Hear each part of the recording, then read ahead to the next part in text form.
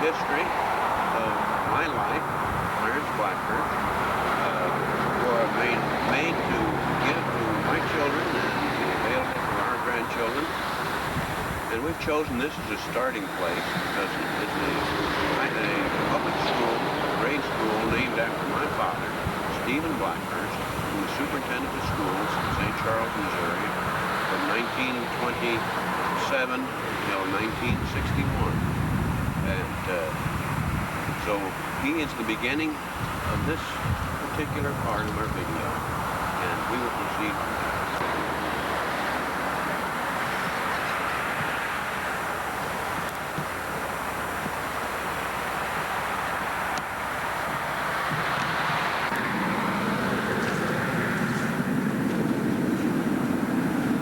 This is the home where I was born on October the 2nd, 1930, and lived until Joe Phillips and I were married in 1952. I was away for some years in college at that time. There are many memories of this house for me. The very earliest would include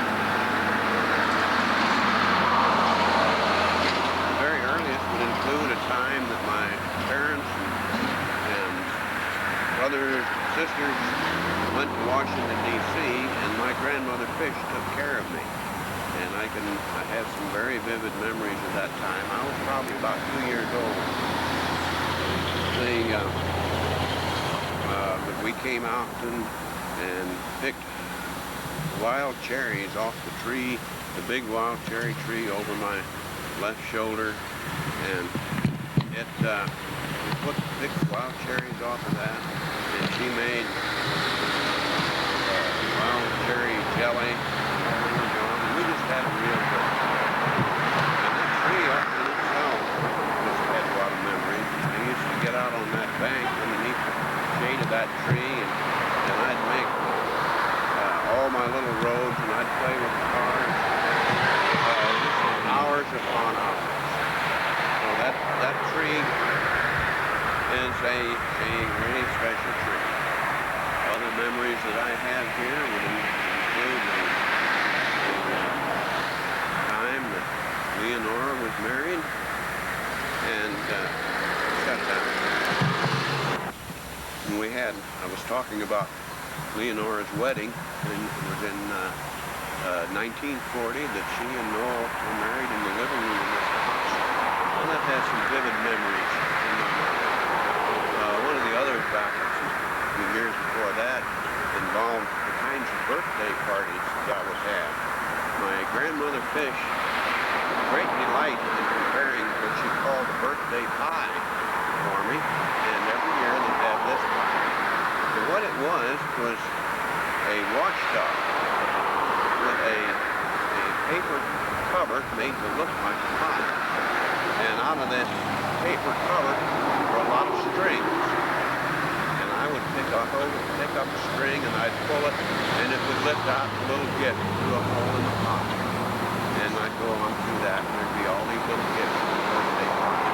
I've never seen that done. Seen it done since then. And we didn't do it for any of you kids, and maybe we should have.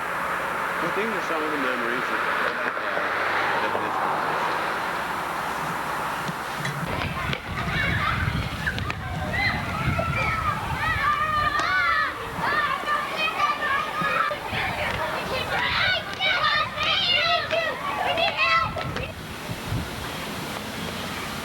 And this is Benton School, St. Charles, Missouri, where I went to grade school from October or September of 1935 to June of 1942.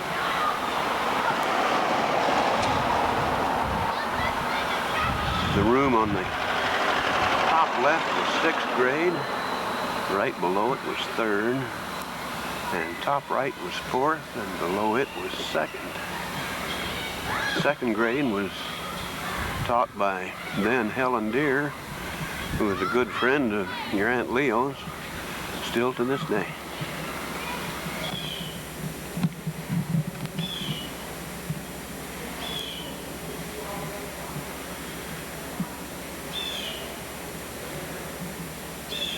Benton School is, in 1996, will celebrate its centennial.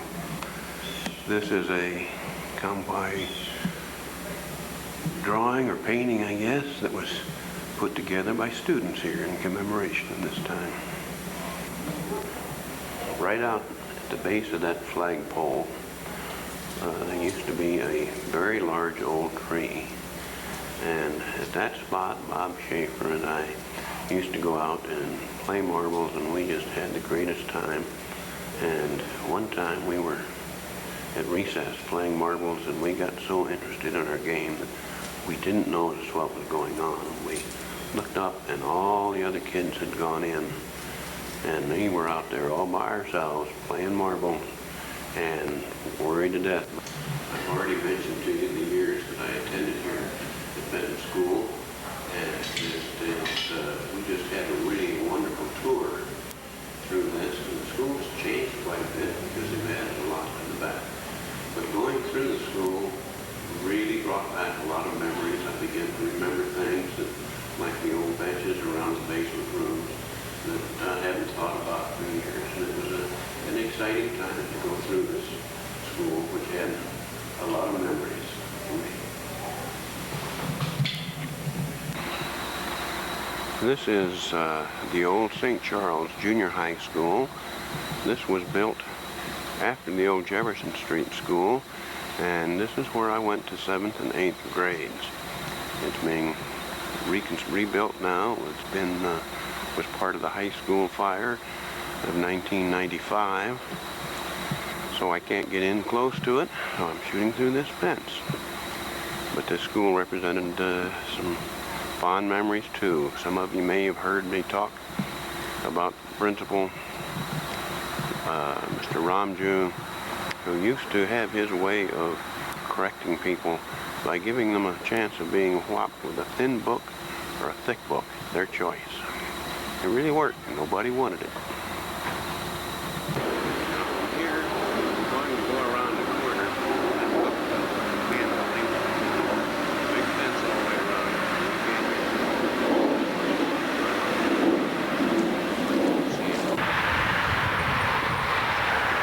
Well, this sign tells you where we are.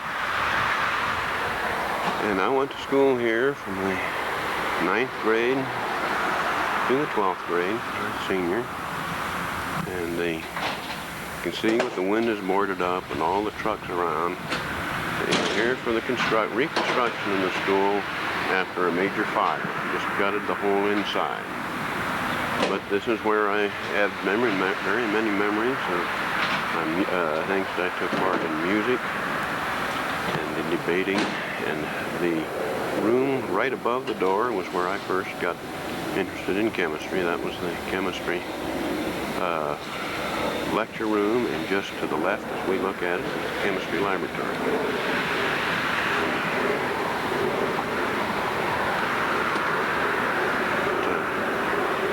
One of my fondest memories from this school was the musical group that we had, about 5 of us, I guess. We called ourselves the Spinach Blowers. And we used to play everything from comedy stuff to serious little numbers, and we were invited to play at the county fair and several openings, and we just really had a lot of fun with that group.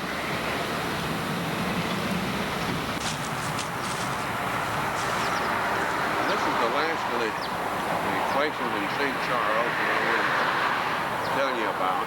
This is the old Jefferson Street Presbyterian Church. It's now another church because the Presbyterian Church has moved over to Lindenwood College. But this church is the church where I grew up, from Sunday school and the pre-kindergarten all the way up through high school.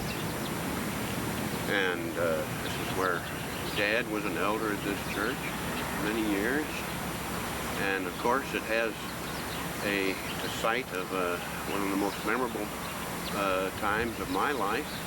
This is where your mother and I were married, and certainly without her, my history wouldn't really be very much, and certainly yours wouldn't be, period.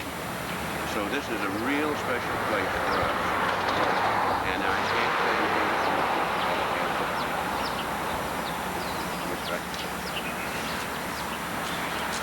so this is the last place we're going to go to, I think, in St. Charles, but we'll talk some more about it. We're comfortable and cold. Catch you later. As more important than buildings in my life have been people in my family. Here are two of them, Leonora and Steve, brother and sister. Yep. And if you can say anything, you may. Look at that. The one time in their lives I found them wordless. Sister that goes with Steve and Leo and was a very major part of my life. And growing up, we did some great things together when I was a kid and she was still in high school and college. We just had some great times together. But this is Mary.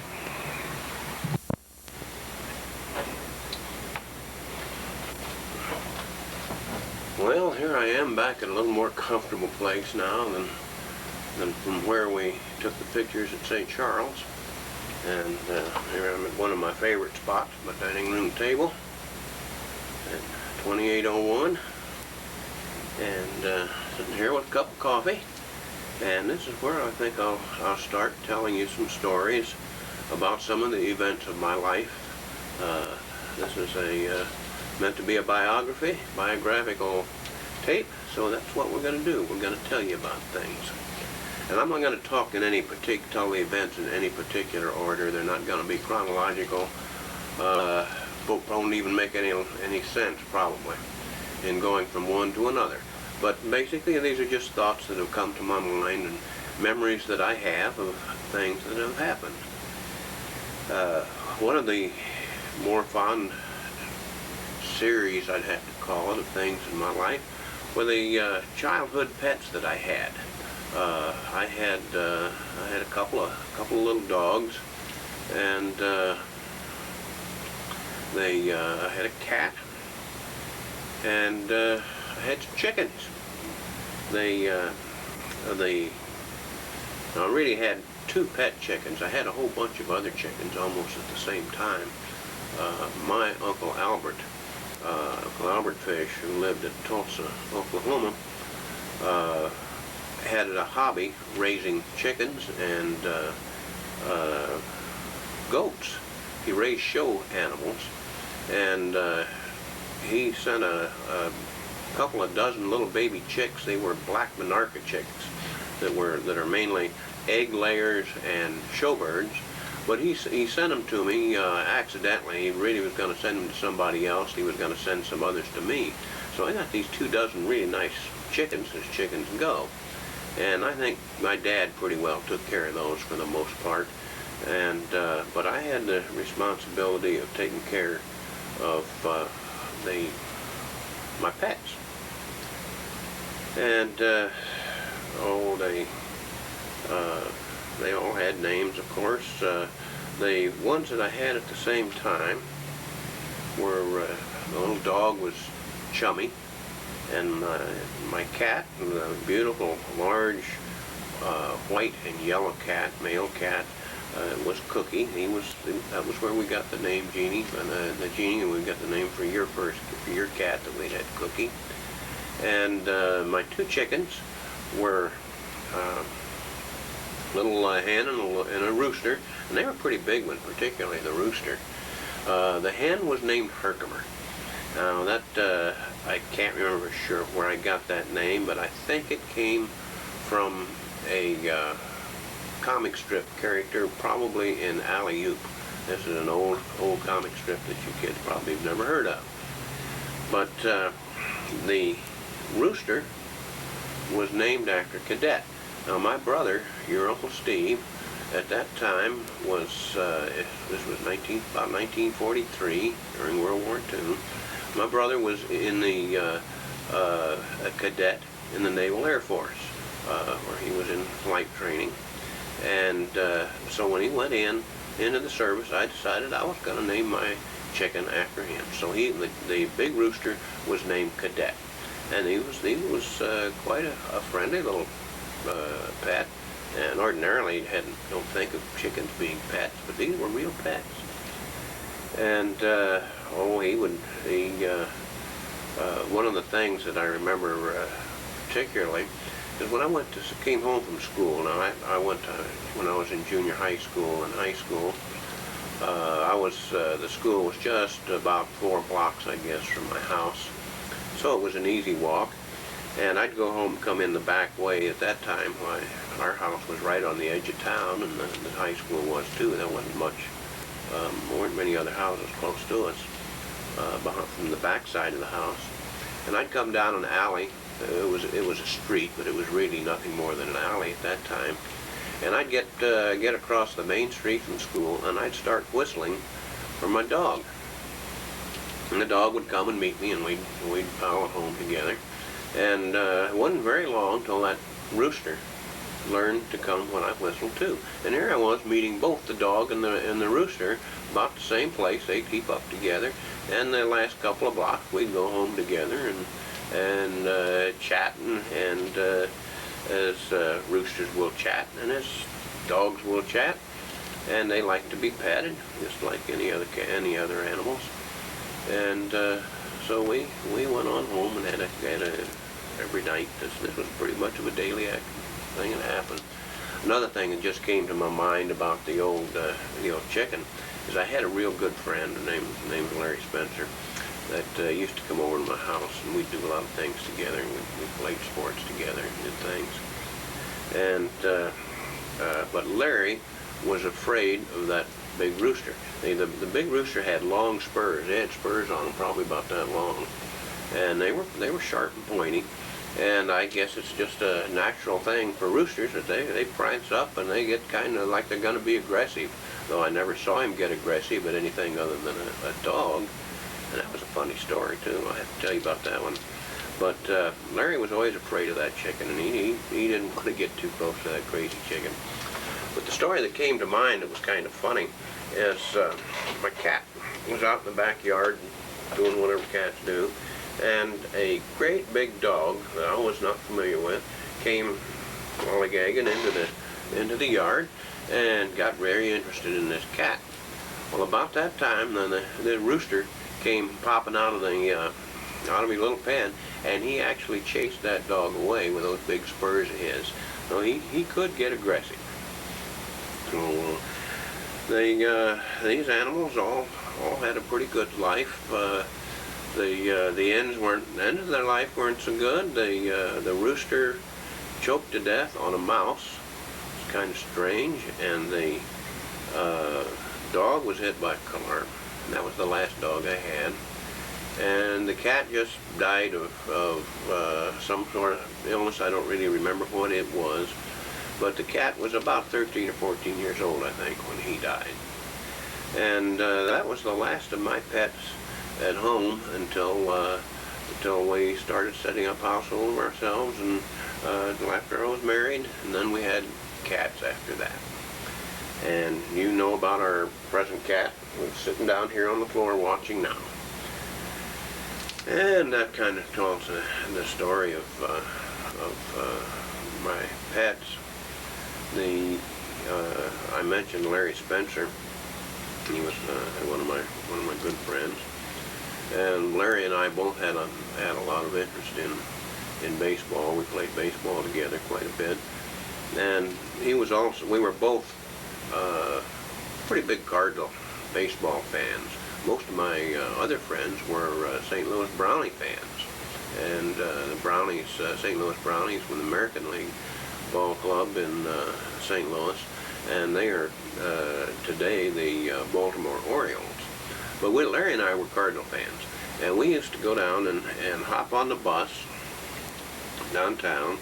And in those days, well, you could walk safely places, and it was about a mile walk, I guess, down to where we'd catch the bus. We'd take the bus into St. Louis County, pick up a streetcar, and we were on that for maybe 15 minutes, and get off, transferred to another streetcar, and about 10 minutes more while we were at the ballpark. At that time, the ballpark was Sportsman's Park, and both the Browns and the Cardinals played at that park. And we belonged to what was called a knothole gang at that time, and for something like 50 cents a summer, 50 cents a year, we got the knothole tickets, and all we had to do was get into the ballpark, and then that ticket would get us into a bleacher seat. We could go to as many ball games as we wanted to. So we saw quite a few ball games, and that was a period of time where the Cardinals had some great ball players. Marty Marion, the shortstop, and of course the more famous ones that Bill, that you may have heard of, Stan Musial. I saw Stan Musial break into the major leagues along with Red Shane East, who was now still a coach of the St. Louis Cardinals. And we sat down and we saw a lot of games on using the knothole thing, and that was really kind of a neat thing to be able to do. And the cost was, it cost us, I think the bus and streetcars cost us about 35 cents round trip. So that was 35 cents in those days was a lot more than it is now, but it was still a pretty cheap way to go to a ball game, and we saw some great ball games. So, but that leads to mind that some of the other things that were important to me as a young fellow growing up. I loved almost all sports. I was very little. Greg, you think you were little? I'll tell you, I've told you before that my parents finally decided to let me go out for football my freshman year in high school, and I weighed in dripping wet at 88 pounds, and that is pretty little. I didn't do very well at high school football, but I still loved the game, and most of the sports that we took part in, myself and my friends, were what we call sandlot. There wasn't a lot of organized there weren't a lot of organized sports at that time. Now you got Little League football, Little League baseball, and soccer. You got everything, and it's very highly organized. And so when I grew up, we had to do all of our things were mainly pickup games. And when I was young, when we first getting active in sports, there was no house in the lot next to ours. I can't remember when it was that the house was finally built, but even in high school, that house was not there. And we used to play baseball and out in that lot. We got along fine until we started hitting the ball a little bit farther. And when one of my friends hit a ball and it just missed the window of the house across the street upstairs, we decided, well, I guess it's time for us to quit playing baseball. We were just hitting it too far by then. And not to mention the near misses we had on cars out in the street. But fortunately, we did live fairly close to a very fine park, Blanchette Park. I was going to take some pictures of that when I was taking pictures around to St. Charles, and I forgot it because the park was an important part of my life too. And but we could easily ride our bikes out there, which is what we would do almost every night after school. We'd go out there and we'd either, depending on the season, we'd play baseball or we'd play football. And always pick up games, and we could play baseball with any 4 guys up to some full teams. And we just had a lot of fun, and with that kind of baseball, sports, everybody would get into a game. You always got to play. There was nobody sitting and watching. We didn't have any coaching, but we sure had a lot of fun. And we had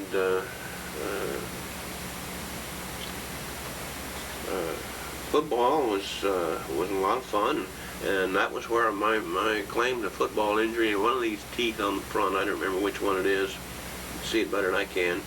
I cracked off playing football, and I hit it on the head, broke it when I bumped my chin on the end of a very good friend of mine, Bob Schaefer, who later became a dentist.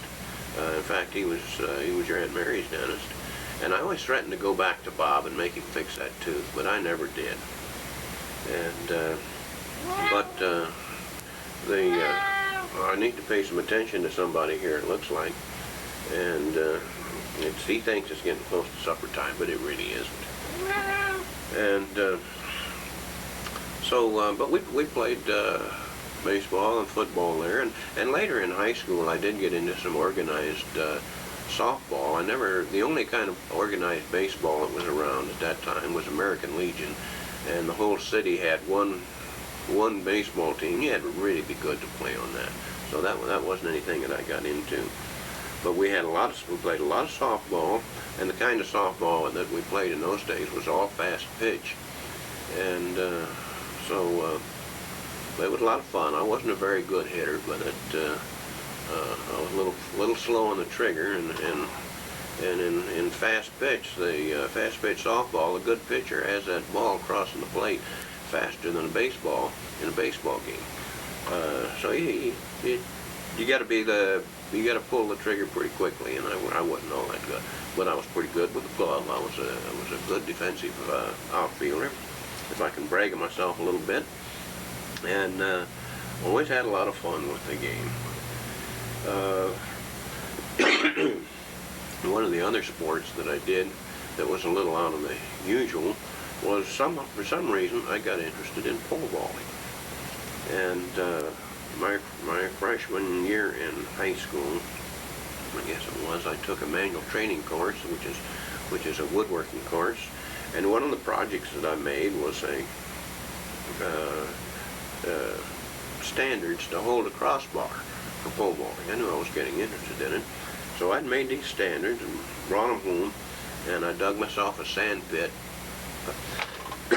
which is what in those days we used to fall in, and nowadays they fall in foam rubber or something, big piles. It's not a bad drop, but for the guys it could really go up. And again in those days the high school record was 12 feet even, and that's not even going to win a common high school match anymore with the kind of equipment that they have. But at 12 feet, falling into a sand pit, you wanted to hit right. It was a pretty good drop. But I always enjoyed it, and I pole vaulted, and just one or two of my friends messed around with it with me out in the lot. And I was never very good, but I got up to where I was making about 10 feet, and that was good enough for me when I got to college. Excuse me. When I got to college to get involved in intramural, and I used to compete in intramural track. And excuse me, that pretty well covers the kind of things that I did in sports, but they were important to me. And later in my life, my sports developed more in bowling, as you kids will remember, and even after that in golf. Well, I'm going to have to call it quits here for a little while. My voice is going to give out on me, and we'll get back to it later after I get a rest.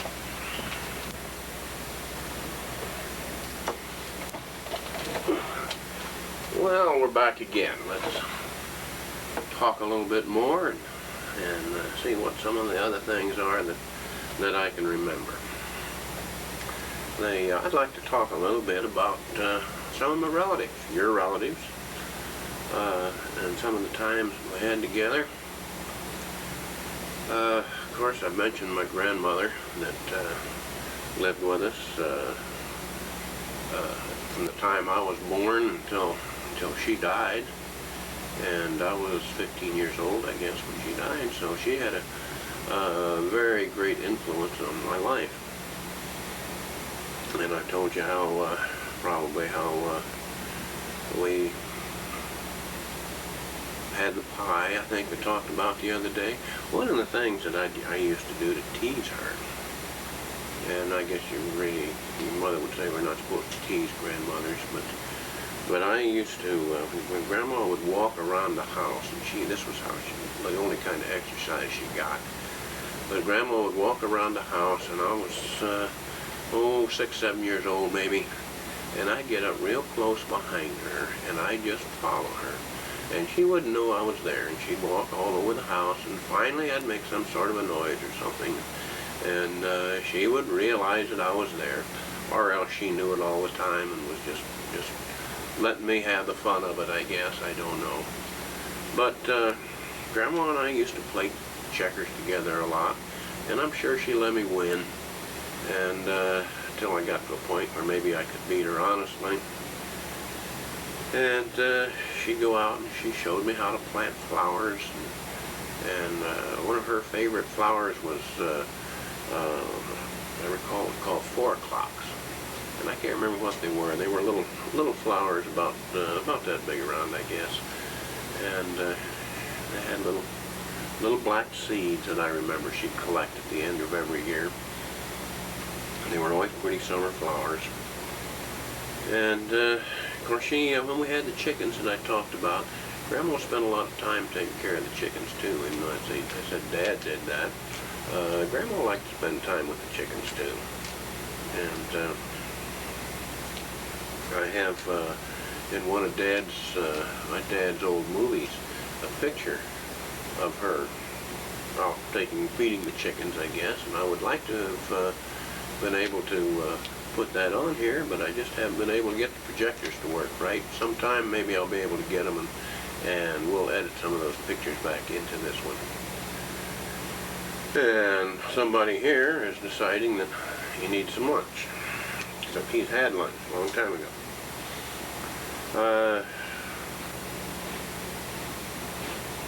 Somebody else that I had some interesting times with, my Uncle Melvin.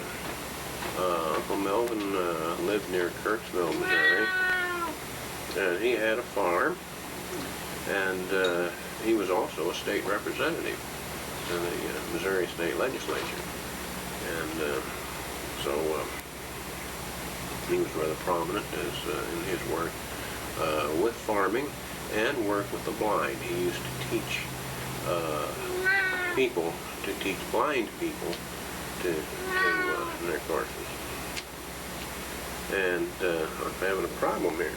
So what's going on here? I think we're going to have to put him down. He's getting too rambunctious. And he really doesn't like me talking. It's a problem. But we would go to Uncle Melvin's farm a lot, and I remember one time we went in the winter.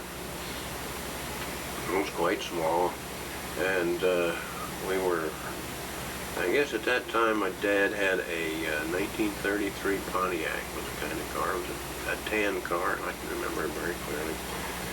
And we had driven up Uncle Melvin's, and it was in the late fall or early winter.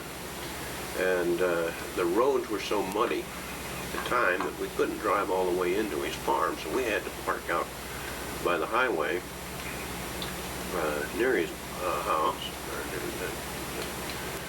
or by the road that went into his house.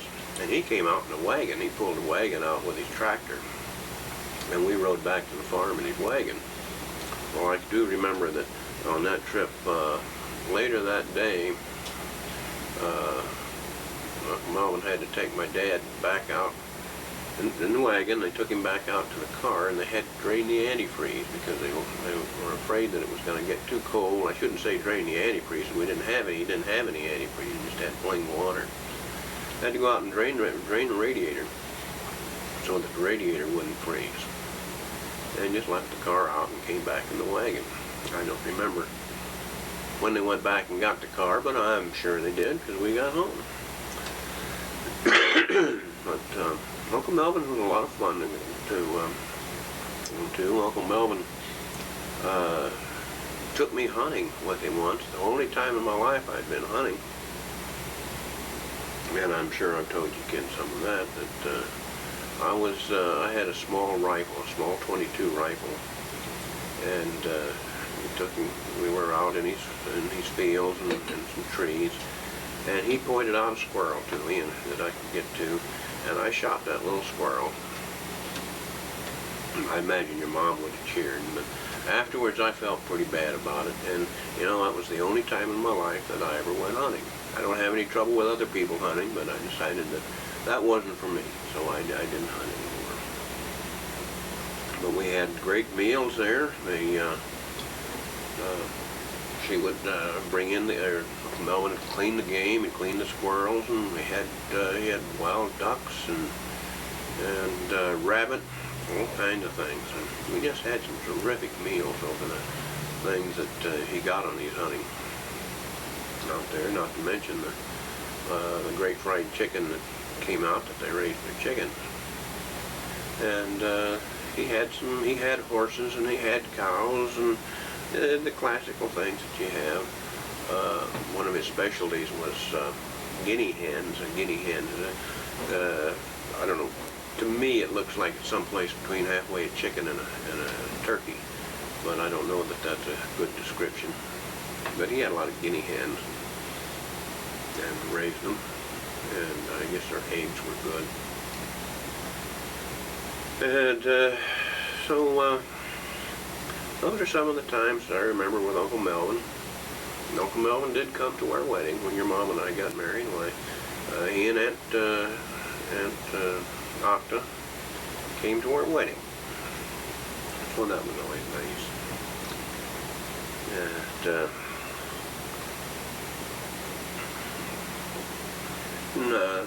the other uncle that I remember was Uncle Mac.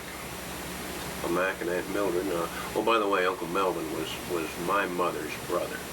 He was Melvin Fish. And Uncle Mac was my dad's brother-in-law. Aunt Mildred was my dad's sister. And they lived in a farm, not too far from Chillicothe, Missouri. I can't think of the name of the town that was closest to it. But if you ever want to look it up, it's on the plate of the little church that's in our living room. But Uncle Mac was confined to a wheelchair all the time that I knew him. I never knew him any other time, but he had a wheelchair, and he could walk around with a cane a little bit, but it was a challenge for him. And his prize at the time that I can remember was a radio. He had a Zenith radio that was a big one and a short wave that would carry. He could get on things from all over the world, and he powered it off of his windmill. He had a big windmill outside the house, and it generated enough energy, enough electric power to run that radio. And that was pride. Nobody else could touch it. None of his kids and none of my cousins or I were ever allowed to touch that radio. And he was the only one that ever listened to it. But I remember that. I remember it. And, Uncle Mac was a kind of a gruff person. I was probably afraid of him. And I don't know why. I guess just because his voice was gruff. And he didn't take any nonsense from any of his kids. And I guess I sensed the same thing. He wasn't going to take any nonsense from me, and I didn't give him any. And Aunt Mildred was just a dear, sweet lady. And what I remember the most about Aunt Mildred was her cooking. And it was, as I look back on it now, it was just absolutely amazing. You have to realize that I had about 8 or 9 cousins in this family. I can't remember how many. I didn't know my cousins the way you kids did, but I just knew a couple of them pretty well. But they were all ages when I remember going there. The youngest was Sam. We called him Junior, and he was just about my age. And then the oldest was probably 20 years older, and he basically ran the farm, Bill, cousin Bill. But there were a bunch of them, and I was going to mention the cooking that Aunt Mildred did. Aunt Mildred, at that time, and I don't know whether she ever had any other type or not, but she cooked on a wood-fired stove. And it was a big one. It had about 6 places across to put pans on to do the heating. Had a great big oven. In fact, I think it had 2 big ovens. And these were all wood-fired. And I have a very vivid picture in my mind of going into that kitchen and seeing pies all over the place. She was just made delicious pies, or pumpkin pies, cherry pies. These were all pies made from things that they grew on their farm, and all of them baked in this old stove. And then the thing that I always look forward to for dinner was their fried chicken. They'd kill the chickens fresh, and boy, you just didn't get any fresher. And she'd fry the chicken in the great big iron skillets, and it was just delicious. I probably haven't eaten any better since then. But one of the things that was kind of interesting that's worth passing on to you, and I told you there were a lot of them, and then when we were there, well, there were my 3 sisters and two sisters and brother, plus mother and dad. So, and sometimes there'd be other people come in, and there were too many people to feed at one time. So the way they did it was the adults got to sit down and eat first. And I always thought, at that time, I don't know if that was such a good idea, but I look back on it now, I think that's a pretty good idea. Let the grown-up people eat first. And then when they're done, then the kids get the chance, and they get in there and they eat. And I should say, since I was a kid then, we ate. But the food was always worth waiting for, and it was just a really great meal, and then all kinds of vegetables which you had to have, and again, almost all of it grown right there on the farm. Junior used to take me riding. They had riding horses, and we'd ride around the farm and around the fields, and I remember once we rode over to my dad's homestead where my dad grew up, and the barn was in really good shape yet, but the house was an abandoned house. We used to walk, run around through it. We could play in it, but it was a dangerous place to be, really. But the barn was in terrific shape. We'd go to the old barn. We'd climb up into the hayloft, and one thing I remember wasn't all that pleasant, though. There were a lot of pigeons up there. For some reason, I thought it would be neat to take back some pigeon eggs and show to somebody. So I put these couple of pigeon eggs in my pocket. And then we went climbing back down the ladder, and on the way down that ladder, I smashed the pigeon eggs in my pocket, and they were rotten. No telling how old they had been. But that wasn't all that much fun the rest of that time with those rotten eggs in my pocket, and having to ride back to the farm and then tell everybody what had happened. But I sure remember that time with the pigeon eggs. And I don't think I ever would have fallen in love with horse riding, but it was kind of fun, and I didn't want to go very fast. I was satisfied just to go along nice and slow. But yeah, Mary and Uncle Steve, and I can't remember Leo doing it, but I remember Mary and Steve being pretty good. They rode them quite a bit, a lot. And there were cousins that were their age. Mary Ellen was my sister Mary's age, and Roger was just about the same age, plus or minus a year. And I got on over to Dorothy and Nell and Bill and Margaret. You remember the painting that we have now in our living room that's over the round table. You see it as you come in the front door. That was painted by my cousin Margaret. She was a very good artist.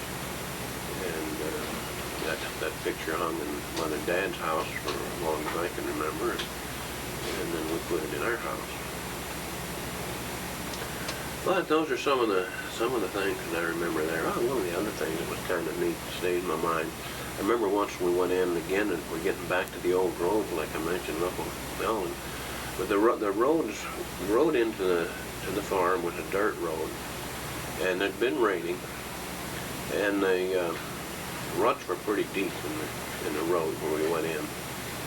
And I can remember clearly how Dad would get the car and have it in the ruts, and he'd just take his hands off the wheel, and the car would drive itself in those ruts all the way into the farm. I don't know what he'd have done if we'd have met somebody. There probably weren't any other cars within the area anyway. But we'd get in and meet everybody, and always look forward to the food.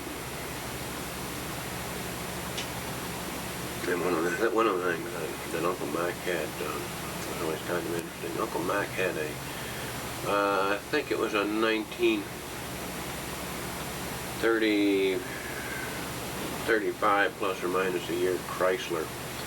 It was called an Airflow. I may be off on my year there. But it was Chrysler made a very modern car for its time at that time. They just made it for about 3 years. But Uncle Mac had one, and it didn't have a lot of mileage on it. But he kept it in the barn. When he became ill and couldn't drive anymore, no one was allowed to touch that car. And it just stayed there gathering hay, and it was in the barn. And I remember when we went up to Uncle Mac's funeral when he died, the funeral hadn't been over a couple of hours, so the boys had that car out of the barn, and it fired it up, and it still ran well. I can remember him taking it out and driving it. Well, I think that the farm now is still being operated and run by Sam, who was our junior, who was my age. And we haven't been back there for years, but I'd like to go back and see him sometime and see the old farm.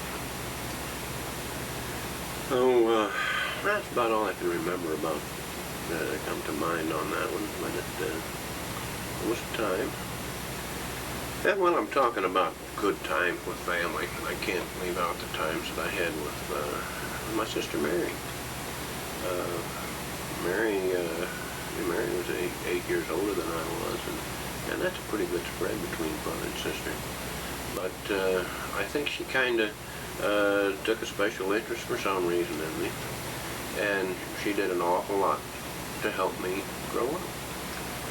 She taught me to dance, and back we even a couple of times went to the Admiral together.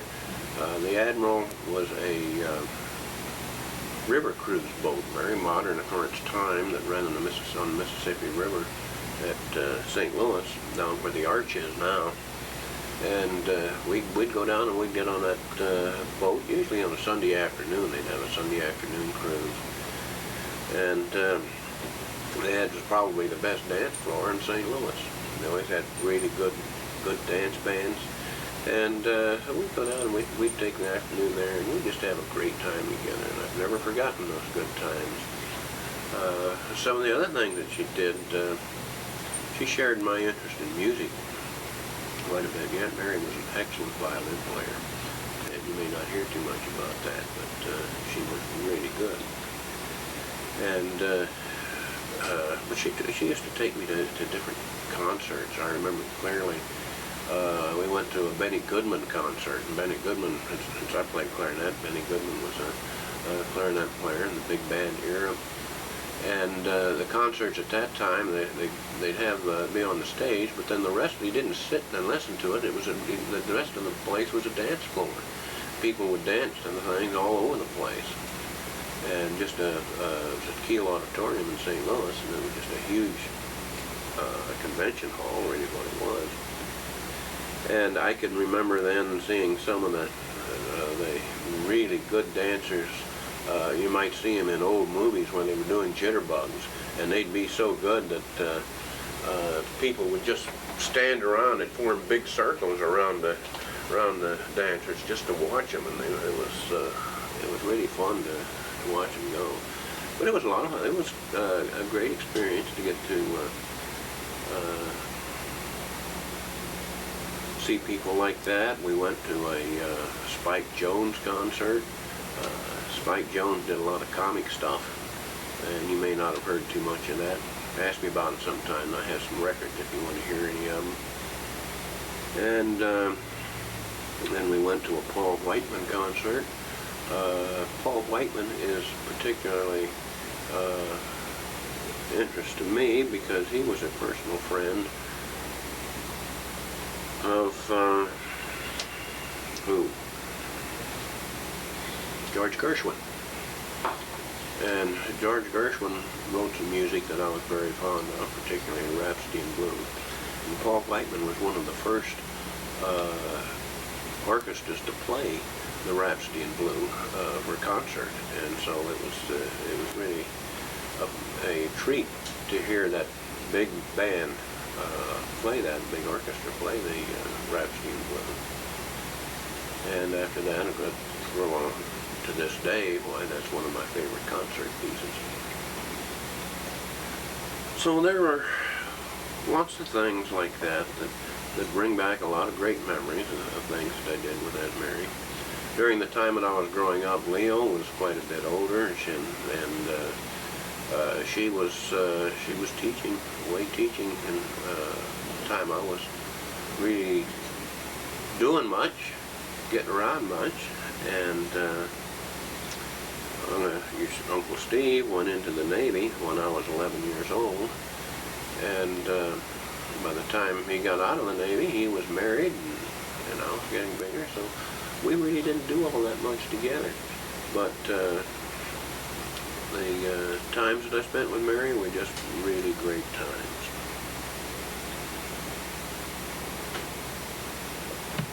Now, well, what are some of the other things we'd be interested in?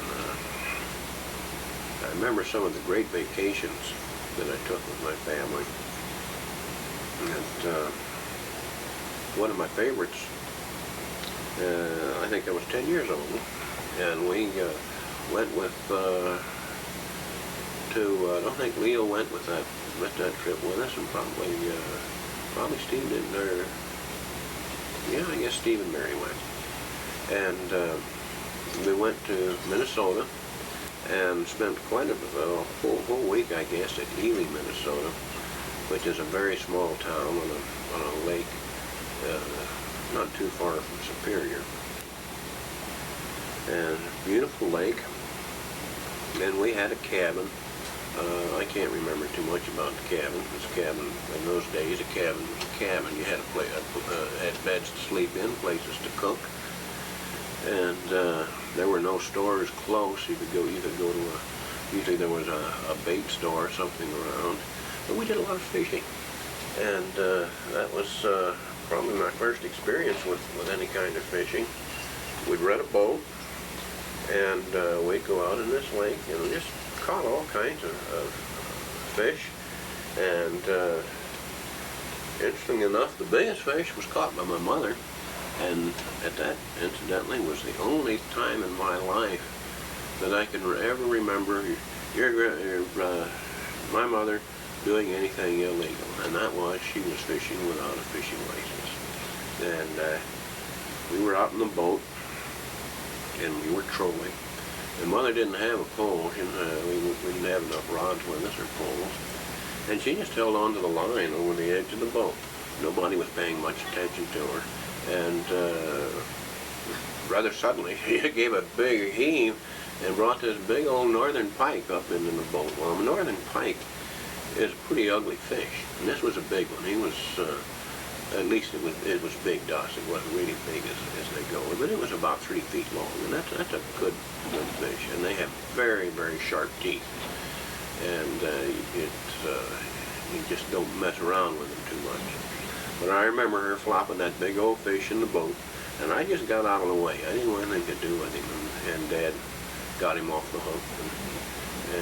But that was really a fun time watching her bring that old fish in there.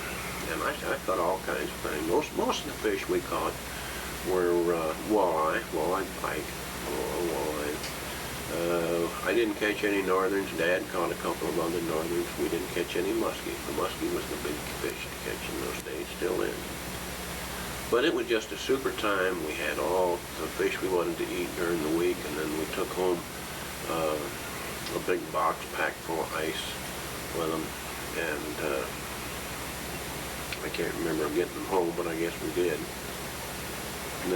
The ice, incidentally, you didn't go to the store. Any little camp like that had an ice house. It was basically a barn built near the lake, and in the winter they do go out on the lake with big saws, and they'd cut big chunks of ice out, and they'd bring it in just like bales of hay and stack it into the ice house, and so that at the end of winter, this ice house would be full of ice, and it'd give them enough ice to get them all through the summer. So that ice, when we rented, ice was free. You didn't have to pay anything for it. You get all you wanted. And that was a great trip. We had other vacations. That we went to Wisconsin once. Did a lot of fishing there. Didn't catch anything. But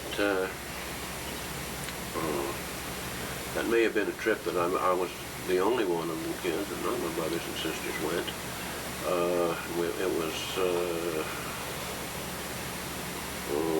It was on Horseshoe Lake in Wisconsin, but I can't remember the name of the town that was near. And we went to Quebec one time. That was a great trip. That may have been the last trip that I took with my parents. I think it was about 1950. And we went to New York City, and we went to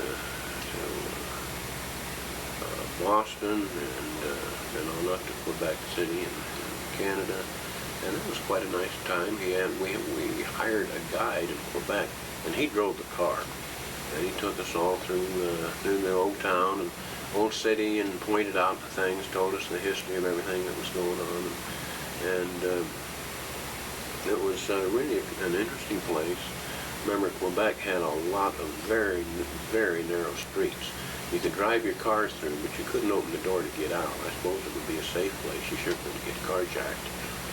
But it was an interesting time. And we went through there and on through Windsor, I believe, and then back to St. Charles.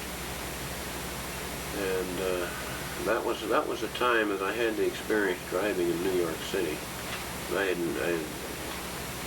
I don't want to drive there again. I haven't. But we were in downtown someplace, and I needed to make a right turn. We were in this heavy traffic, and I was the first one at the front of the light. The light changed, and I went to turn. Well, by the time I got the car moved out a little bit, while there were so many people out crossing the street that I couldn't go anyplace. At least I didn't think I could. And there were 6 or 8 people abreast and just flocking through, so I'm sitting there waiting. Meantime, a native recognized the Missouri license plate and knew I had a problem, and he was really kind of polite, courteous. I was no surprise, but he gave me a friendly toot on his horn, pulled around me, and he put his bumper right up against the people in this crosswalk and pushed them out of the way. And I got my bumper right up against his, and we just went right on through there. But I'd never had the nerve enough to do that today. Well, I guess it wouldn't pay anyway, because somebody would fall over and sue you. How much am I going to get? How much am I going to get, I guess they would say. But that was quite an experience driving in New York City, and I would never do it again. And that incidentally reminds me of a time that I did have a great time with your Aunt Leo and Uncle Noel. I had kind of forgotten about this. A good friend of mine, Fred Fink, and Noel's brother, Edgar Wilkinson, and I drove out east to Pennsylvania. Leo and Noel were living in Burley, Pennsylvania then. I don't know whether you kids remember Burley or not. It was maybe an hour east of Williamsport, where we used to live. But Noel worked at American Car and Foundry Company at Burley, and they also had a plant at St. Charles. And they were transferred out during the a couple of times during the war and then after the war. It was about, well, probably 1950, 51 again, in that same period of time. And Fred Fink had a sister that lived near Berwick. And so what we did, the three of us drove out together in with Edgar's car. Edgar had about a 1939 Mercury, I think it was, and it was his dad's car. And we drove out in this, and we drove on to where Fred's sister lived. We dropped Fred off, and then we went on and spent the time with a few days with Leo and Noel. And they took us to New York City. We didn't drive in. We parked outside and then took a bus into New York City, and they showed us a great time seeing things there. And then they took us to Atlantic City, which was kind of a neat time because it was either just before or just after the Miss America thing, and I think it was just before because they were beginning to put it in. I was surprised we found a place to stay, but we did. And we had a real nice trip with them. And then we went back to Berwick, and the three of us guys got together again and drove on back to Cincinnati, which is where Edgar lives now.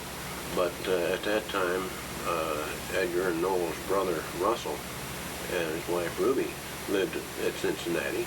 So we went back there, and Edgar was spending some time with them, and Fred and I got on an airplane then and flew on back to St. Louis. And I remember one of the things while at that airport, Fred pointed out, "Hey, look down there, there's Rochester." Well, Rochester may not mean to you, but for any of you who've seen the old Jack Benny shows or heard any of them, Rochester was Jack Benny's chauffeur and handyman around the house all the time. And Eddie, no, I can't remember his last name. It was Eddie something. But sure enough, here was Rochester in the airport, and he was a real friendly guy. He was signing autographs, and this was one of the few times that I've ever met a person like that out in the public where he can chat with. It was an interesting time. But we got on the airplane and we flew back. That was quite a nice, interesting trip.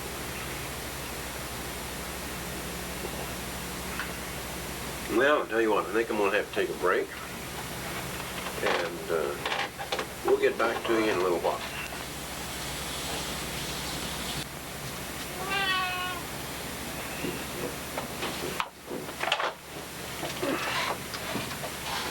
Well, let's give this a try again and see what we can do here. I still have a few more stories that I'd like to talk about, events in my life that I want to mention. I haven't talked a lot about what went on in my high school years yet, and those were pretty important years to me. I imagine they were to you too. And I was pretty well involved in a number of extracurricular activities, things that attracted my interest particularly. One of those was the science fair.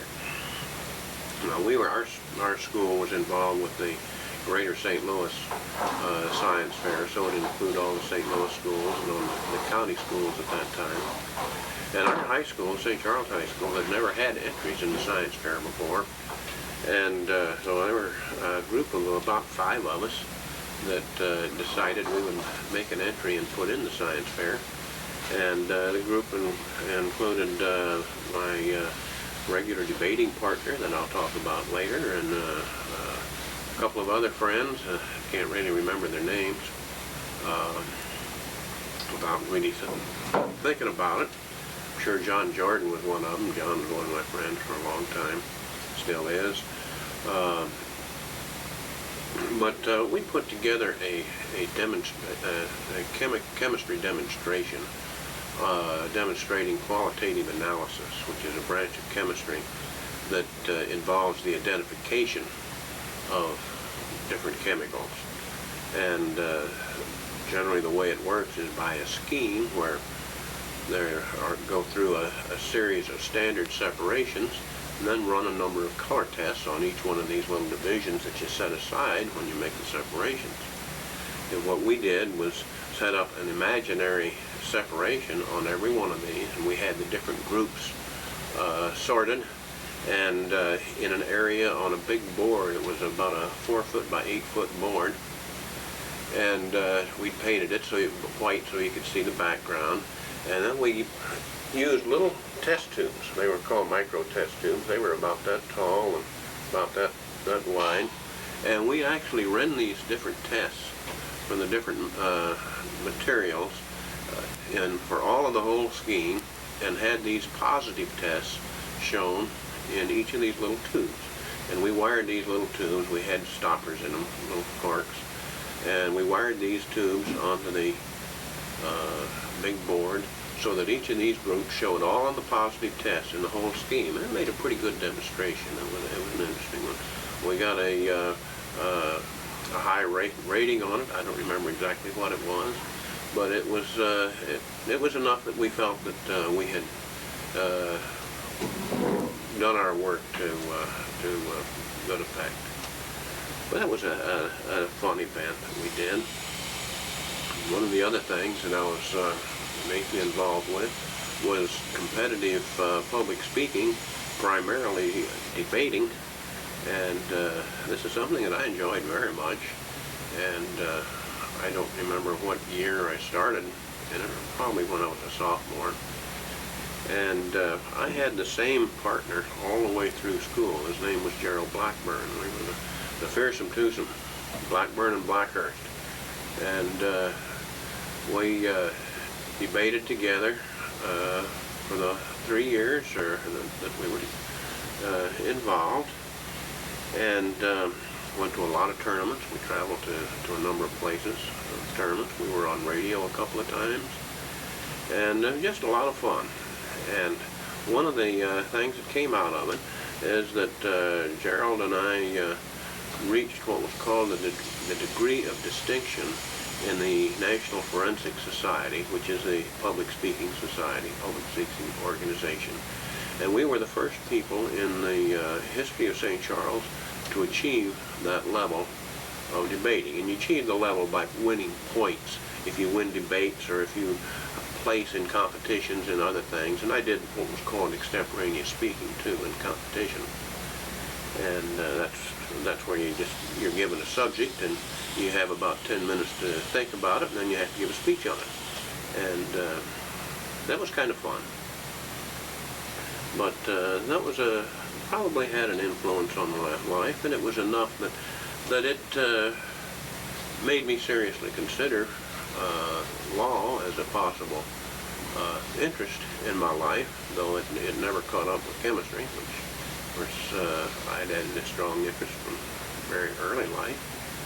And but debating was a lot of fun. And I'd mentioned my interest in chemistry early. I don't think I talked about that very much, but I was probably in junior high when I seriously got interested. And my dad helped me build a room that I made as my laboratory in the basement. I didn't have running water in it, but I had a sink basin that I could drain into a can, and then I had a container, kind of like what we used to use for camping for water, so that I had access to water there, and I had a pretty good little laboratory. And I made a good acquaintance with the high school chemistry teacher during those years, and a lot of times after school I'd go over to the chemistry laboratory in high school, and he'd talk with me and he'd show me things. And he'd give me chemicals and even gave me some equipment. If he'd have equipment that would be a little bit damaged or something, well, he'd give me this old equipment, because they wouldn't use anything like that in the course. And so I gathered some equipment that way. And he was a great interest to me, or really stimulated my interest in chemistry.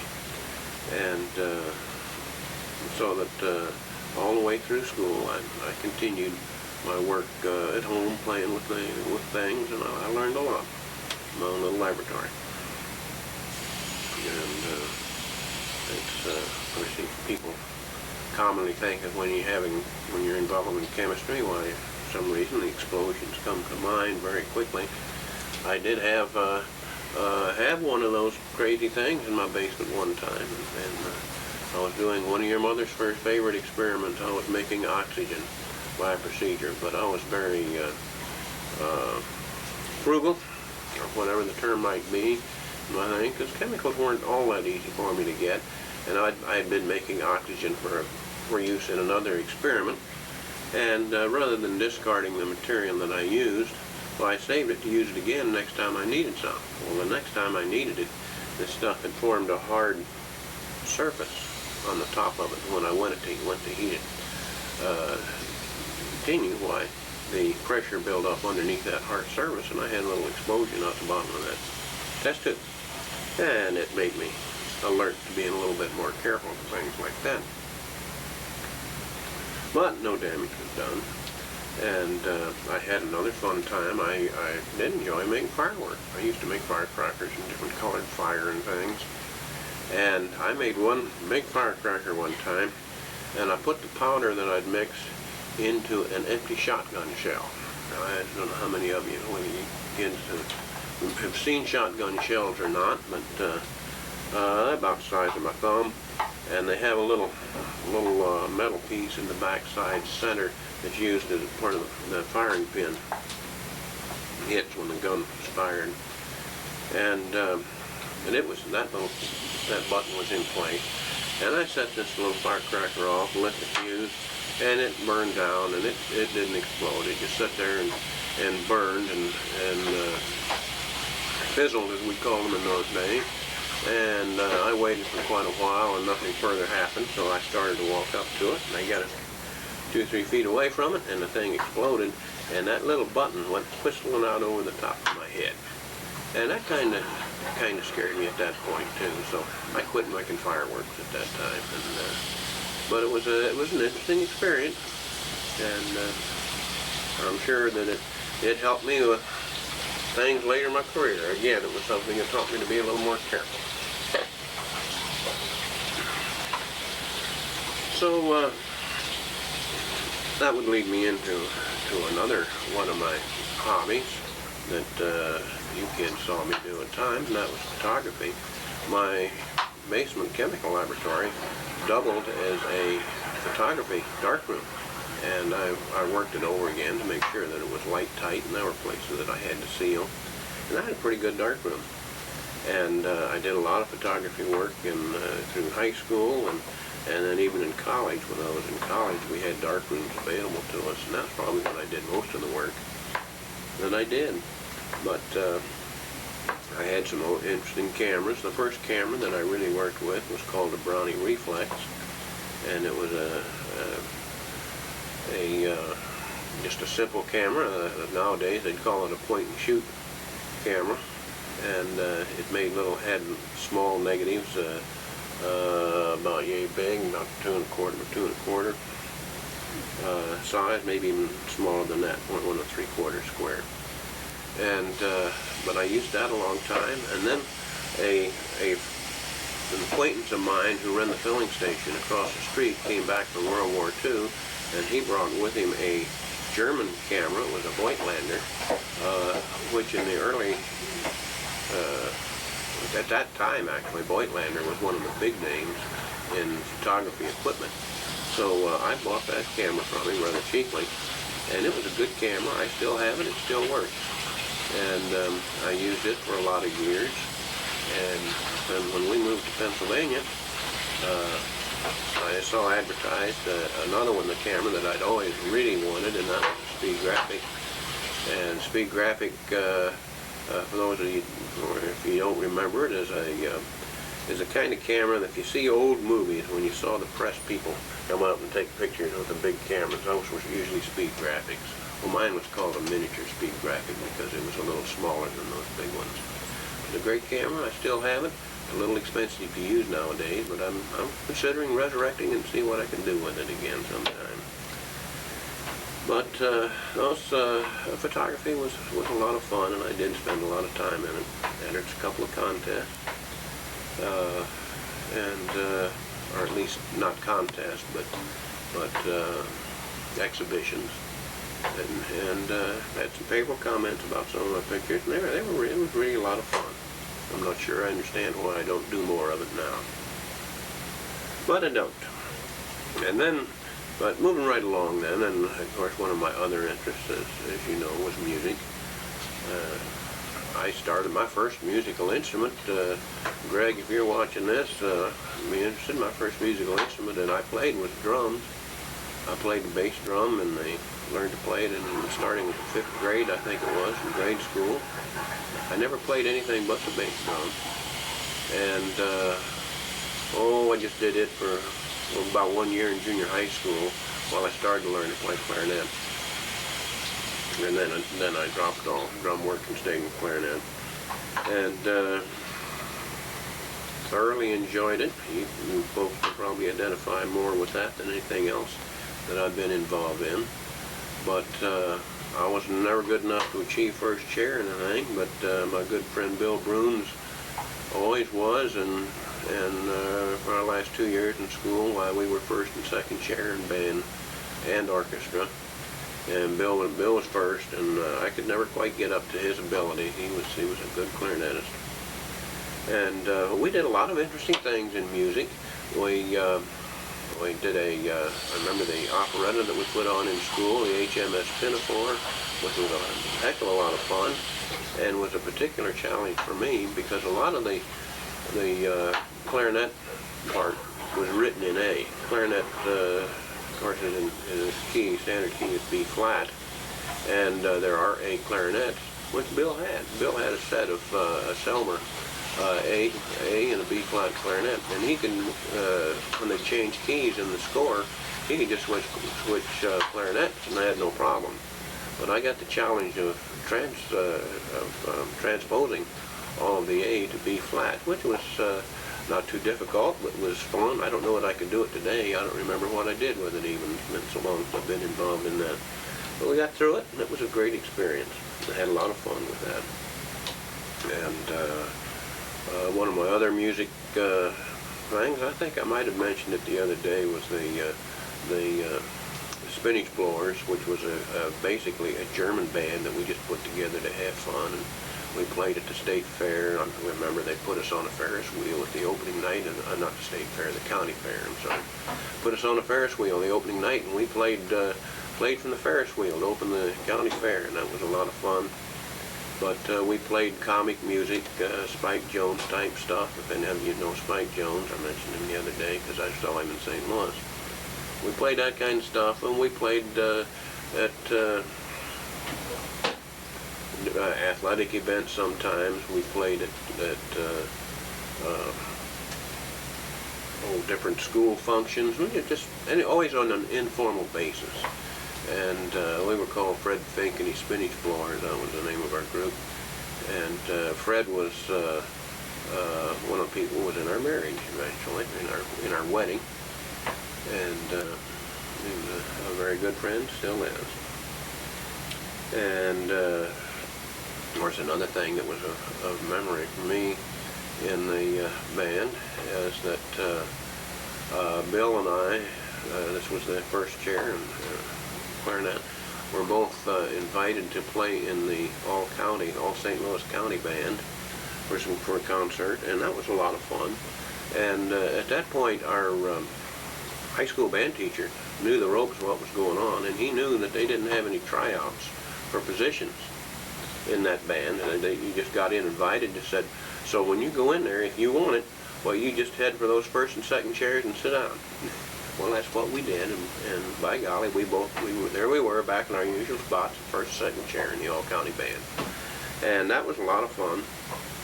And one of the highlights, though, was we played the Stars and Stripes Forever, conducted by Captain Sandelman, who was then director of the U.S. Marine Band, and has, those of you who have been involved in music probably have heard of Saddleman. He did an arrangement of the Star Spangled Banner that is often played, that's keynoted by a real high trumpet sound towards the end of the trumpet note in an octave up towards the end of the Star Spangled Banner. And but that was the Saddleman version. So that was a real exciting thing to play in a band conducted by Saddleman. I carried the music on into my college. Now, I didn't play anything Westminster when I was at Westminster. I'm kind of skipping around here just a little bit, because at Westminster we didn't have music. There was no band at that time. And so it really was pretty inactive. Then when I went over to Missouri, well, at that point, I got back involved in music again, went through the auditions, and got into the marching band and the concert band, which was a lot of fun. Well, I was a long way from first chair in the concert band, I'll tell you. But I got into it, and I had a lot of fun. And those two bands didn't travel as much as the bands at Ohio State do now, and probably even in Missouri. But the football band traveled one game a year. We went either to the Kansas game or the Nebraska game, whichever was the away game that year. They were always alternate. We never played both of them away at the same time. And those were always homecoming games. And then their band came, whichever was appropriate, came to our homecoming. Our homecoming was always either Kansas or Nebraska. And that was our traveling time for the marching band. And the concert band would usually make one tour of just a few days, where we would tour and play concerts at high schools. While I was there, we did the Kansas City area and one other area. I don't remember what it was. And but they were always fun trips and things that I remember. And of course, then I've been wondering where he was. About time, I guess. After I was out of school, I still continued some interest in music. I didn't do anything while we lived in Joplin, but in Williamsport, I played with what was called the Elks Band. It was a band that was sponsored by the Elks Club. And we played concerts and the Plart type things, and we marched in a lot of parades. It was just a lot of fun. We did get paid for some of the stuff that we did, so I even joined the Musicians Union at that point. And some of the things that we did were paid for by the National Foundation for the Arts, or whatever that name is. And so there was a little bit of remuneration involved in that. I had a lot of fun with that. Then when we moved to Minneapolis, I through a quirk, I guess, got involved with a band there. I'd been talking to Jeannie to your Earl C., remember him? Something about your work, I don't remember what it was, your interest in band music. And he told me about the Medalist Concert Band, and said, why don't you come on over and play with us? Well, I didn't really know. I just kind of, okay, this is like Williamsport, or maybe even St. Charles. I played in a municipal band while I was in high school, the same kind of thing as at Williamsport. And okay, I'll go over and play with that. Well, it turned out that Medalist band was something else. It was a very high level performance, and it was really beyond what I could really do. And most of those people could sit down and read the music right straight through and do a pretty good job. All they had to do was work on the shape during the concert. But I really had to woodshed that music. I had to work very hard just so I could catch up with them and handle the notes okay. And then during the band thing, I learned to play the music that it was supposed to be played. But that was a great experience. I have a tape of that, which you probably all heard. And it was a lot of fun. We played a number of Robert Russell Bennett stuff, which I'd never heard of him before with that. And that was tough, but it was an awful lot of fun, and we played a number of other things. Then we moved to Columbus. I got involved with the Worthington concert band, which was newly forming, and I can't remember the name of the man's name that it might have been Settlemeyer. No, that's not quite right. It was something of that order. But he was a band instructor from Capital University, and he started that. He was very good. And later on, Mary Beth, something like that, from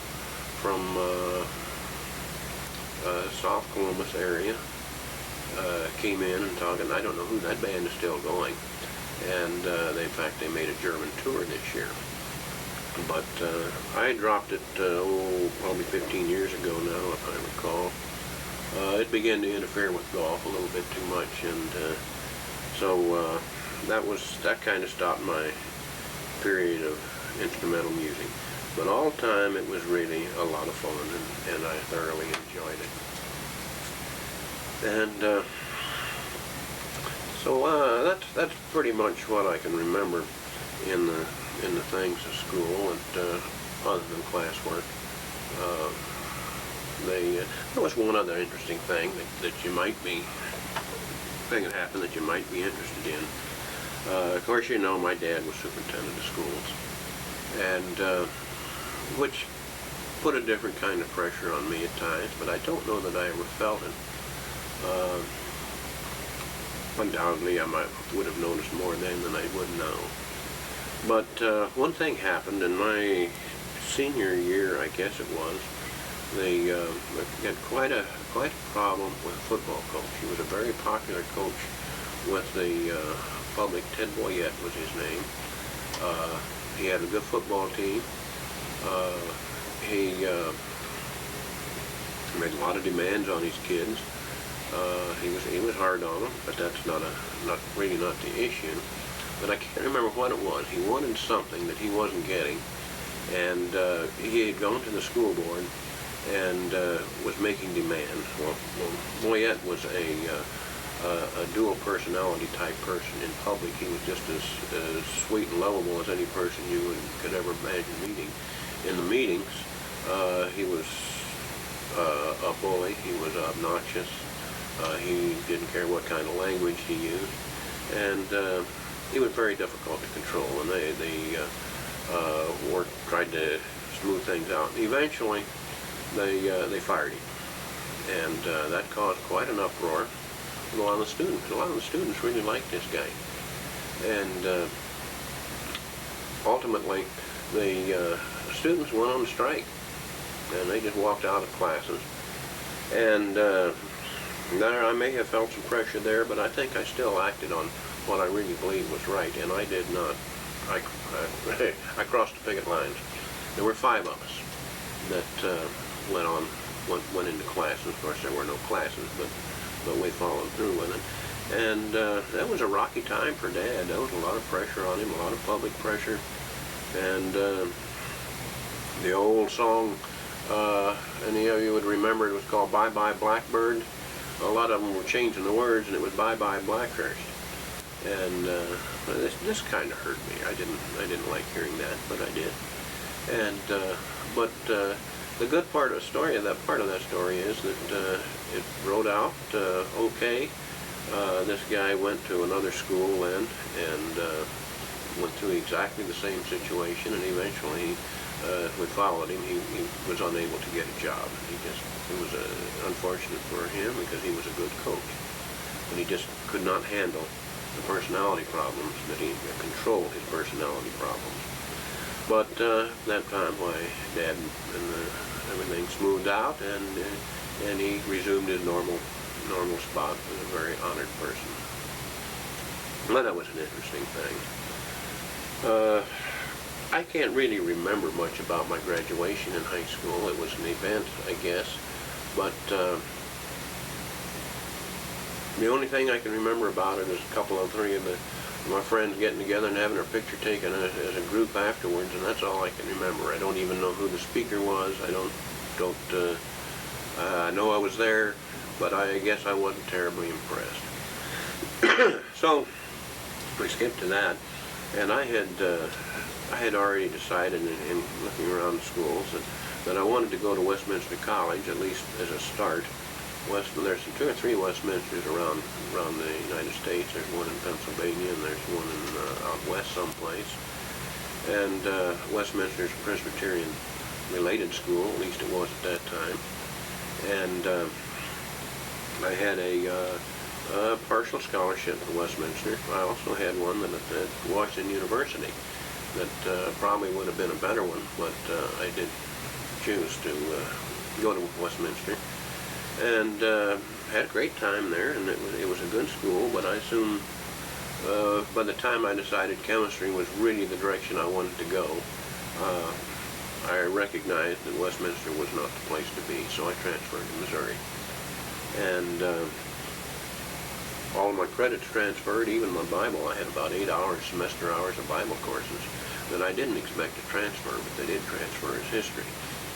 But what did happen to me in the transfer is that my grade point average was knocked down to a C. So this not put me out of any position of ever developing any rank. Not that I would have developed anything very high, but it didn't leave much room for error for me in my last couple of years in school. Because the early courses, which are usually pretty easy ones, didn't have anything gathered. Well, I got a cat here that is getting to be a little obnoxious. He doesn't like me to talk is the problem. And but I'm gonna have to put him down.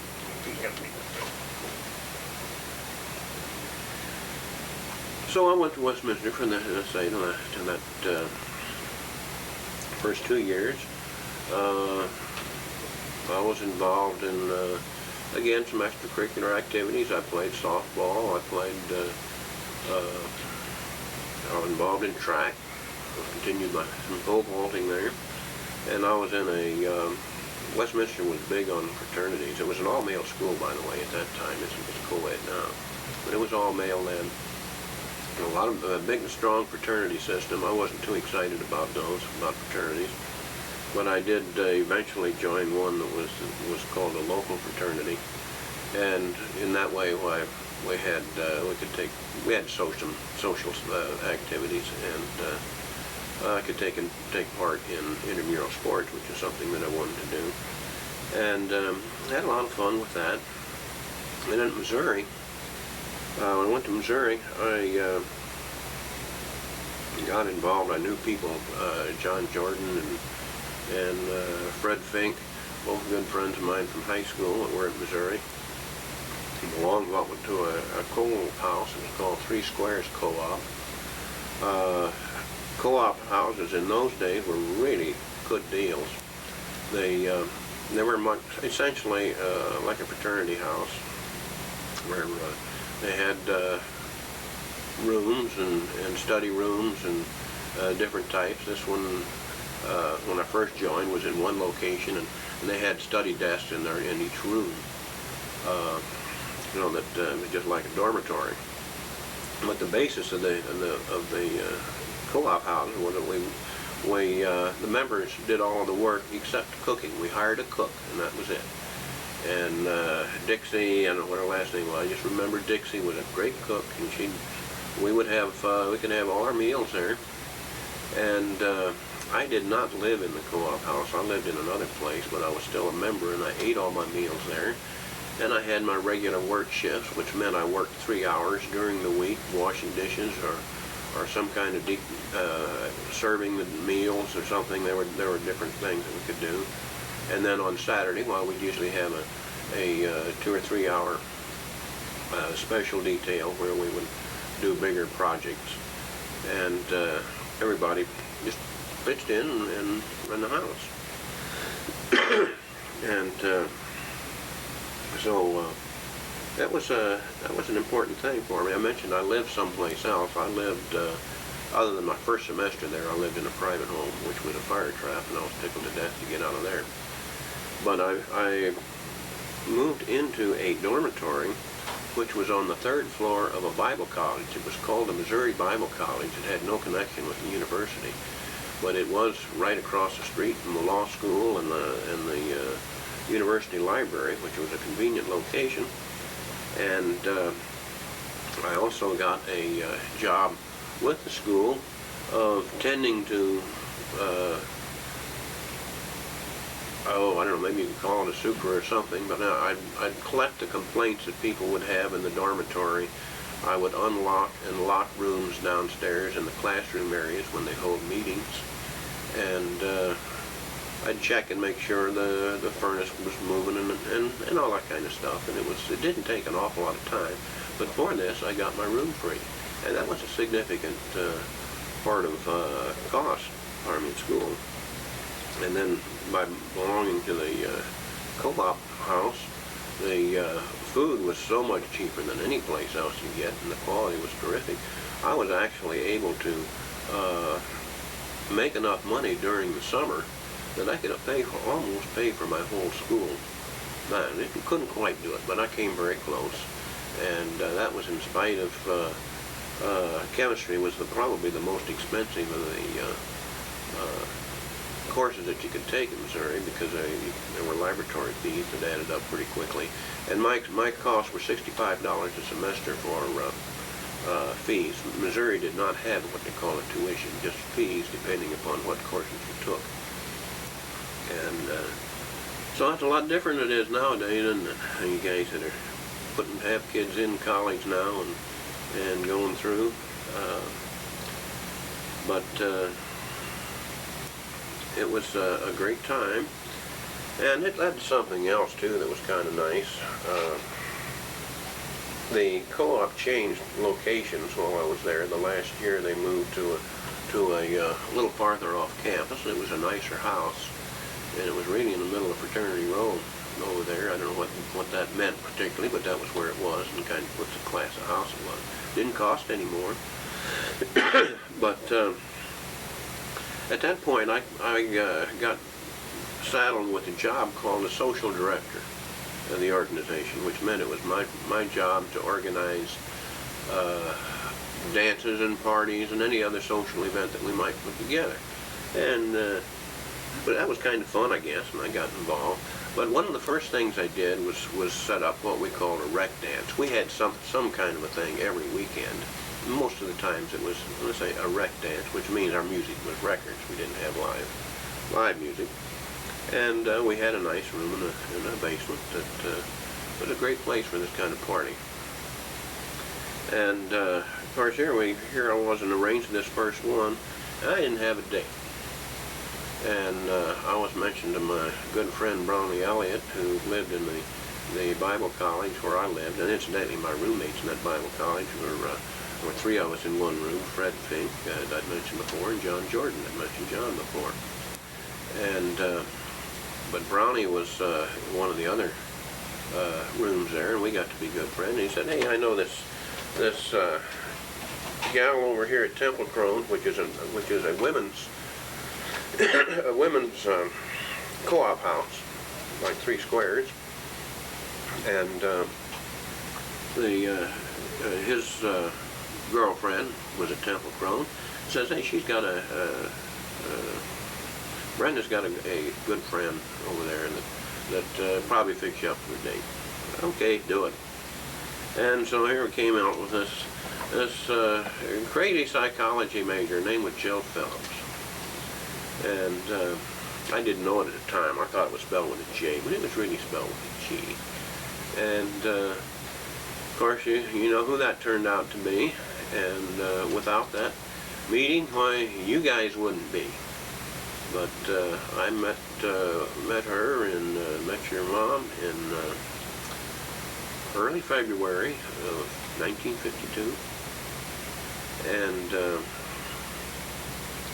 we actually, our meeting date was a little bit before Valentine's Day, but we determined that since we went to a major party together on Valentine's Day, actually what it was the engineer's ball, which is a very fancy formal party that the engineering group put in, and I was invited because I was their official photographer. There was photography coming back, and I took a lot of pictures. And but we had a good time, and we considered that our meeting time, and it was Valentine's Day, 1952. And So we dated on through school and through that school year. And let's say February 14th, on April 26th was the day that we decided that we were going to get married. And so that was a pretty good quick time. And then September the 13th of that same year, we did in fact get married. And we're neither one of us, both of us have been very happy with that, and we were sure happy with the results of our kids that came out of that marriage. And so that there are an awful lot of things that I remember as your kids were growing up. Those memories get a little bit closer now, though they're still pretty far back now, not to scare you guys any. But one of my first ones, I remember when Jeannie was born, and how at Joplin, Missouri, and how long, what a rough time your mother had, Jeannie, and that labor. That was, I don't remember how many hours, but it was 30-some hours. Tough time, but you finally decided to come in and make trouble from then on. And a great daughter. And then along came, a couple years later, came Terry. Well, we weren't going to mess around with the problems that we had with Jeannie. We were going to wait at home where Jill could be comfortable. In fact, I was all ready to go to work. She complained of having some pain in the morning. And I was just about leaving the door to go to work, and your mom said, maybe you better wait around a few minutes. And it was just a few minutes after that we decided we better get over to the hospital now. We hadn't even called the doctor. And the hospital was about 6 blocks away. Drove her over, and by the time we got there, she couldn't walk. So we got the wheelchair out, and fortunately, our doctor happened to be driving by, and he knew our car for some reason. I still don't know why, but he recognized us backed up against getting out unloading in that car. And he pulled in and stopped, and he decided to stay. And by the time I got the paperwork filled out, why, Terry had made her entrance and to the world. So that was a quick one, and the doctor looked at me without cracking a smile and said, "Don't you ever do that again." So we cut that a little close. And when Bill came along after we moved to Williamsport, why, that was more or less routine, uneventful as I recall. Or else I was used to enough that I didn't notice anything that weren't routine. So we had all you kids then at the time we were at Williamsport. Incidentally, the trip to Williamsport, we made the move. That was in 1956. Had a couple of memorable instances that were significant when we drove out, and. Things kind of started rough. In those days, I used traveler's checks for cash, and I bought them ahead of time, and I had them all packed and put them in my filing box so that I would remember where they were and could get them. Well, came packing day, and the movers came in and loaded everything up on the thing and carted off, and we spent that night in a motel in order to start early from Pennsylvania the next morning. Well, we got in the motel, and it dawned on me that I had never retrieved all of our traveler's checks that we would need to travel. And so they were stored away wherever they store furniture away. We had put it in storage rather than move it away because we didn't know where we were going to live when we moved out there. And the next morning they allowed us to go back in where the furniture was stored and dug through, and I found our traveler's checks so that we could go on. And but that was an ominous start at that trip. One of the more interesting things that happened on the way out was that we hit Columbus, Ohio. Of course, I have to remember that none of the interstates were built yet at that time. We were on old Highway 40 all the way from St. Louis to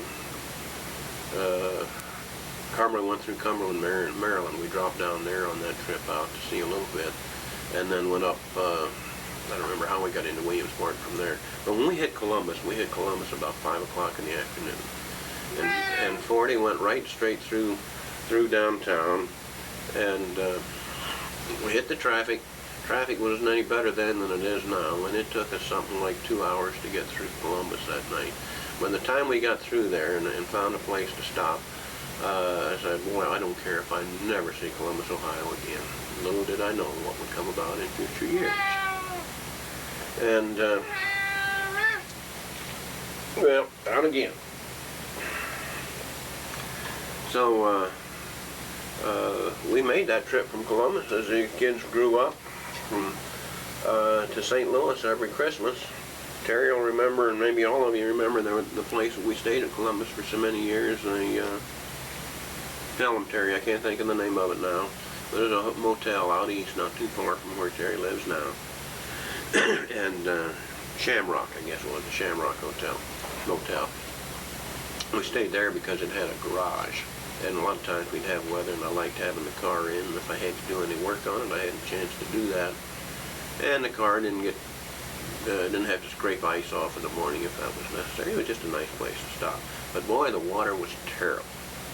And you kids probably remember that. We made that trip for a lot of years. A lot of events, and each year, why, they would add a little bit more to the I-70, and we'd get farther and farther. Columbus, you see, was halfway between Williamsport and St. Louis, almost exactly. So it was a good first day trip for us. And what I'd like to do was stop out at the Shamrock east of Columbus and then go through Columbus real early in the morning and be through it before the traffic was involved. And that usually worked out pretty well. But as the interstates got added and extended, we got so that we were making Richmond, Indiana on the first day. And we'd go on through whatever time of day that puts us through Columbus in the middle afternoon. And that wasn't a bad shot. Of course, we began to get I-71 came down. We started using that, and I don't remember just when we picked up the I-70. I-270 wasn't in use yet. And that didn't get into use until we moved here. You know, I remember when we first moved into the laboratory at Ashland, looked out over 270, we could look out there for 5 minutes and not see a car go by. And this was in 1971. And they were just opening up those branches. So that was a really interesting thing to see that grow. They have a little sip of coffee. It's cold now. But some of the things that I remember in Williamsport particularly, there were some things that went on that have stayed in my mind for a long time that involved you kids. And some of the more memorable things, certainly not all of them, and maybe not, and probably not even the most important ones, but they were things that were significant to me. With Jeannie, for example, if you guys remember the Sugar Bush campground when we go there, our camping was a big thing in our life as you guys were growing up. It was big for me at any rate. Those were important times that we got to spend with you guys as you grew up, and I think it was just a super time for us all to be together. But Jeannie, I remember one of the things that stays in my mind a lot. What we would do was you remember the spring up the mountain? We'd like to do it. Well, the first few times we usually went up there as a family, but I remember later that Jeannie, you and I took a couple of trips up there by ourselves, and we had some great talks and times going up there, and it was just always a fun time. And there were other times that we'd have good talks together, and times that I'll never forget. And Terry had a special thing in there, and I think that one of the things that was special for me was also special for you, Terry. And that was the experience with the Marshalettes when we went to I guess it was a parade, and it was something that you had wanted to do. The Marshalettes, for you other guys watching that don't realize, a Marshallette was a twirling group, And Terry was a good twirler, baton twirler. She could do all kinds of things. We went to competitions. I remember we went to one at Harrisburg once down there, and the whole family went down on that one for the night. And but the one that I particularly remember, Terry, was when just you and I went together, two of us, and we went to this parade, and I don't even remember where the parade was, but I bet you do. And the parade had a carnival, and I followed you along in the parade, and we saw spent some time in the carnival together, and just had a real good time, and that was a special time that I remember with you, Terry. And then the time with Bill, that was funny. When all you kids went fishing with me a time or two, I'm sure. I always went with Kathy, you were with me a lot. But there was one time that I took Bill with me. I think it was, we went up to Little Bear Creek, I think was the name of it. It was up in the mountains in Williamsport. We were trout fishing. Bill was just getting started. Bill, you had some small boots, and you'd wade out in there with me. And when we got into one hole, I pointed you to a fairly good sized little hole. Now you have to realize, all of you, that these little streams, Little Bear was a small stream. You could jump across it in a lot of places, and it just wasn't big. It would get wide, and by wide I mean maybe 15, 20 feet wide in some places. But it was mostly very shallow. If you walked in it, why, it wouldn't be much over your shoe tops. But there would be holes that might be a foot, even 2 feet deep every now and then. And you'd walk along this little creek, and the water would be rolling and white water and bubbling, and then it'd come over little riffles and then form these holes where the water would swirl back in one hole. Well, that was the place you'd want to look for fish, or look for trout, of course. And we came upon a good one, and I told Bill, why don't you try this one a little bit, and I'll go on down below. And so Bill's fishing in that little hole, and I was down, and boy, I turned back, hadn't been in there for a few minutes, and here was Bill pulling out this nice, good-sized trout. And so I went back and helped him get it off and put in the creel, taken care of. Said, well, now you've messed that, you've not messed it up, you've riled this up, and the fish won't, there any other fish in there, why, they won't bite anymore, so come on down and try the next one. Well, not Bill, there was a fish in that, a good fish, I'm going back in there. Bill, you're wasting your time. But Bill knew better, so he threw his line back in there. In about 2 minutes, he had one bigger than the first one. So much for my idea that you catch a fish, you can't go back in it for another one. I don't know whether he caught another one out of that hole or not, but I sure remember that second one. And I bet you remember it too, Bill, because that was a fun time. I enjoyed those times that we went fishing together. And so that does put some times together. Those represent a lot of memories that I have. As I say, certainly not all of them. Sometimes I'm sure that there'll be other things come to mind. Maybe I'll add to this tape sometime. I know I would certainly like to get some of my dad's early movies I want to get transferred to videotape so that we can work some of these into it. I hope to get into some editing equipment so we can put them in the right place. But in the meantime, why, we'll let this represent the biography of what I remember and throughout my life, and some of the important things, and certainly not all of the important ones, but some of them, and give you a spice of what things were like when I grew up.